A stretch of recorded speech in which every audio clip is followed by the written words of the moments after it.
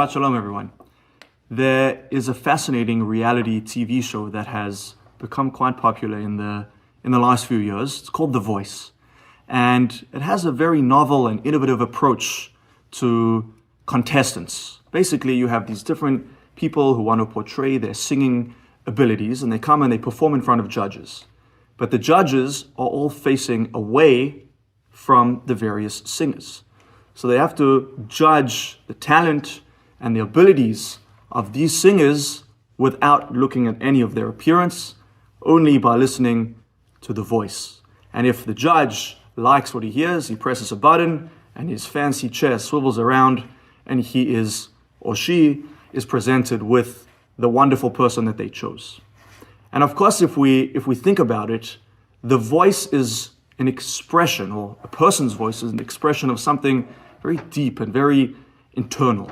Whilst in contrast to that, the hands are something very external. It's a symbol of strength, of force. The voice exhibits the spirit. Hands are common to everyone in the animal kingdom, whereas the voice is something that is only for human beings and for God himself. And the realm of Yaakov is primarily one of the voice, and this fact doesn't surprise us. The fact that Esav inhabits a realm of the hands is also not something that we would call a novelty. But perhaps we have not thought about the situation where the opposite might be true. Long before Yaakov finds his voice, we see him using his hands. So we know the firstborn that came out of the womb was Esav. And as soon as that happens, what do we hear about Yaakov? They call him Yaakov because his hand was holding on to the ankle of his brother. Perhaps this would foreshadow another event where we know that Yaakov uses his hands. That would be when he fights with the angel. He fights this intense and fierce, dramatic battle until the very early hours of the next morning. And ironically, the Midrash identified this Sar, this heavenly protector, this angel of some kind, as a symbol of Esav himself. And in that case, Yaakov overcomes Esav, this angel Esav, and the angel begs for Yaakov to let him free. Here we see the paradigm reversed. The hands are the hands of Yaakov, and the voice calling out for help is the voice of Esav. And even as the Jewish people came out of Egypt after years of slavery and oppression, they are cunningly attacked by Amalek, descendants of Esav, and Yehoshua, who we would think is this embodiment of the tent of Yaakov, the learned Talmid Chacham. He goes out to war against Amalek. And how do the Jews win this victorious battle? With their hands. They look up to Moshe sitting above on the mountain, and he holds up his hands, and that's when the Jewish people are victorious. And only when he lets them down are they going to be losing within the battle. And this week, I had a very rare and beautiful opportunity to take part in the Pidyon Haben here in our shul in Livingston, New Jersey. And as the Kohen concluded the ceremony of the Pidyon Haben with the traditional Birkat Kohanim, I couldn't help but thinking about a pasuk from what would be the haftarah of this week's parsha. This week we're going to be reading Machar HaChodesh, so we read a different haftarah, but on a normal Toldot, we would read a haftarah from Malachi. And the Navi tells us the following. He says, Torat emet hayata befihu. He's explaining to the wayward Kohanim and asking them to please come back onto the path of integrity and virtue and goodness and faith.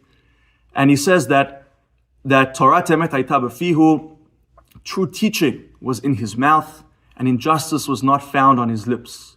B'shalom uv'mishor halach iti v'rabbi meshiv me'avon. In peace and in equity he went with me, and he brought back many from sin, from iniquity. Ki siftei kohen yishmeru da'at. For the priest's lips are that which shall guide all knowledge. And ironically, this shalom, this peace that is mentioned in the pasuk, actually has the same numerical value of Esav. Okay, 376. It's somewhat connected. Yet, while Esav aspired towards the holiness and the spirituality of Yaakov, the actions of his hands clearly proved otherwise. The Kohanim do not only use their lips, they spread out their hands and bestow blessings upon the people in all various different directions. And for centuries, for years and years and years, the Jewish people have successfully embodied the spirit of Yaakov's voice, writing, learning, speaking, disseminating Torah from generation to generation. But only in the last 76 years have we triumphantly raised our hands with strength. And unfortunately, in the last 400 and so days, we've seen it even more. When the voice and the hands are completely united, when our external strength embodies our internal spirit, and when our outward actions mimic what's in our hearts, then, and only then, can victory prevail. Indeed, like the Kohanim, this is the ultimate merger of the voice and the hands.